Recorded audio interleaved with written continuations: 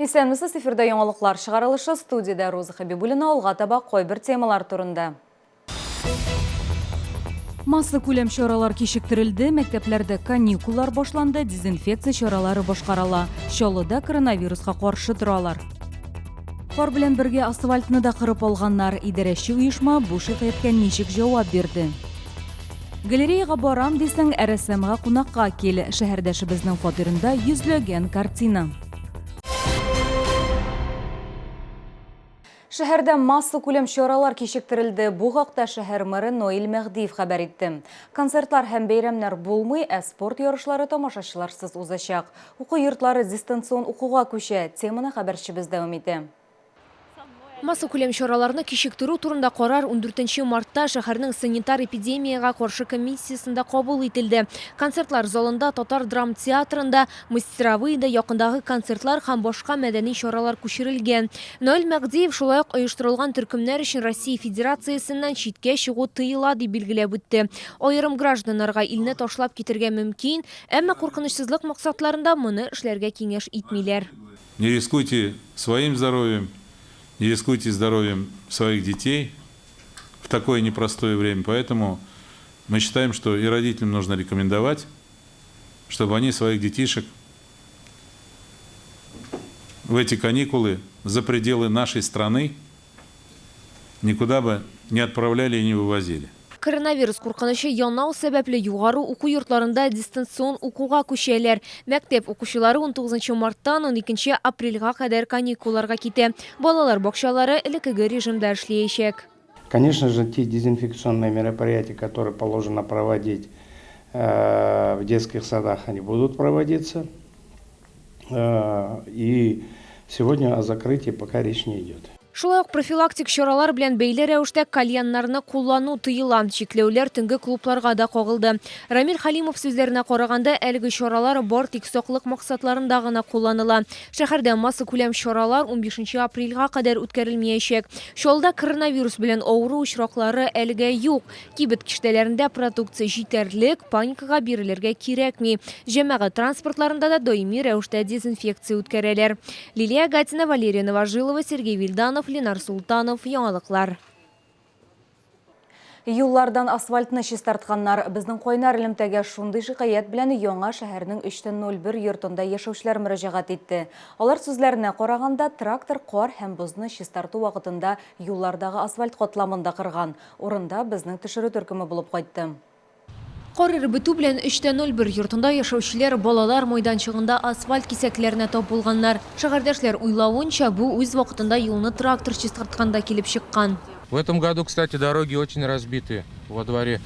Прошлым летом еще хорошие были, а сейчас яма на яме, ездить невозможно.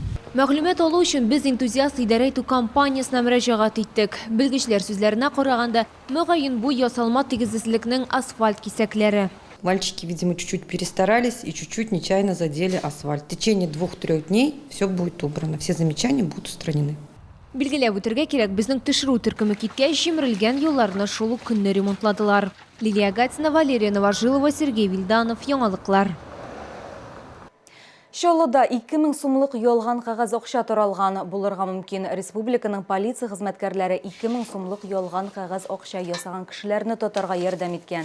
Җинаятьчеләр 2000-лекләрне бөтен Россиягә тараткан. Россия Эчке эшләр министрлыгының икътисади иминлек һәм коррупциягә каршы көрәш идарәсе хезмәткәрләре ялган акча ясау белән шөгыльләнүче җинаятьчел төркем эшчәнлегенә чик куйган. Төркем әгъзалары 2018 ел ахырыннан бирле ялган 2000-лекләр ясау белән шөгыльләнгән. Аларның бу банкноталарны интернет аша һәм башка ысуллар белән яшерен төстә 800 сумнан сатулары ачыкланган. Әгәр сезне берәр проблема борчыса яки шатлыклы хәбәр җиткерәсегез килсә, безнең редакциянең Койнар элемтә телефонына шалтыратыгыз. 51-31-31 номеры тәүлек буена эшли. Кыска гудоктан соң хәбәрегезне калдырыгыз. Безнең хәбәрчеләребез сезнең белән элемтәгә кереп, проблемагызны хәл итәргә булышыр. Шалтыраткач исемегезне һәм телефон номерыгызны калдырырга онытмагыз. Кыш китәргә ашыкмый, бу атнада шәһәрдә кар яуды, юлларда кар боткасы хасил булды. Республиканың гидрометео үзәгендә алдагы көннәрдә кабат җылыта дип хәбәр итәләр. Шулай көчле җилләр турында да кисәтәләр. четверг, 19 марта, ситуация снова изменится. Утром и днем ожидается дождь и сильный юго-западный ветер порывами 15-19 метров в секунду. Температура воздуха составит ночью от -3 до +2 градусов, днем также +2, +3. Фатир өстәханәгә әверелгән шуллы рәссам Хамит Латыйповның фатирында 1000-нән артык картина саклана. Шәһәрдәшебезгә 70 яшь, олы яшьтә булуына карамастан, ул көн саен эшли, зур коллекциясын тулыландыра. Рәссам белән хәбәрчебез Эльвина Андрова очрашты. Рәссамның остаханәсе фатирында. Монда килеп керү белән үзеңне музейдагы сыман хис итәсең. Картиналар, агач эшләнмәләре, махсус станок, барысы да сыйган. Рәссам туган җир сериясе өстендә эшли, аңа 80 картина керә. Хәзер ул шуларның берсен тәмамлый. Реальный әйберләр, теге эшләргә тырышмыйм, нидер декоративный, стилизованный әйберләр. Үземнең фикерләрне стилизовать итәм инде. Чөнки күренешне или анда әйтик, табигатьне фотога гына да төшереп булрый. Тем более фототехника хәзер шундый югарылыкта. Картина язасы да булмасы, диде Хамит Нәҗипович. Ул рәссам эшенә үзенең эчке матурлыгын, җанын салырга тиеш дип саный. Сәнгатьнең асылы шунда ди уста. Картиналарны ул акрил, май буяулар, пастель белән яза. Төрле очракларга билгеле бер материаллар куллана. Һәм мин аларның һәрберсен яратам, ди Хамит Нәҗипович. Рәсем ясау белән беренче сыйныфта укмавыга башлый. Әмма Уфа сәнгать училищесына 24 яшендә генә укырга керә. Оформитель булып ташладым мин.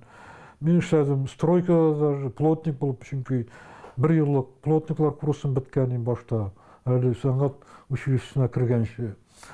Анда инде, аннан соң даже грузчик, нефтяник булып эшләгән чакларым да булды. Яшь вакытта. Аннан бары менә тартты инде укырга керергә.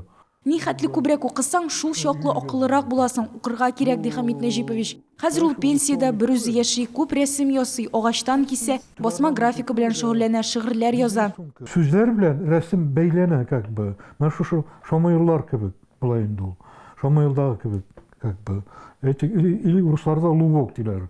Менә шундыйрак формадагы килеп чыга инде рәсем. Краска салып, аннан инде станокта печатать итәсең. Теге кыягыз өстенә куеп. Иҗатсыз яши алмыйм, ди рәссам. Аның бөтен тормышы сәнгать белән бәйле. Һәм нәкъ менә ул аңа яхшы формада булырга һәм үзен яшь итеп хис итәргә булыша. Эльвина Андрова, Ленар Султанов, Яңалыклар. Бүгенге менә шулар, мин сезнең белән сау булашам, исән сау булыгыз. В выставочном центре «Экспо-Кама» с 20 марта по 5 апреля выставка продажи индийских товаров. Индийские товары в выставочном центре «Экспо-Кама». 0+. Медицинский центр «Ликон Плюс». Все виды медицинских услуг, 35 врачей-специалистов, собственная лаборатория, физио- и процедурные кабинеты, рентген, КТ, УЗИ. Звоните 47 58 48. Салон профессиональной одежды «Профстайл». Это модная и комфортная одежда для работников медицины и сервиса. Салон «Профстайл». Ваш гид в профессиональной моде. Торгово-выставочный комплекс «Тулпар». 3-й этаж, павильон номер 2.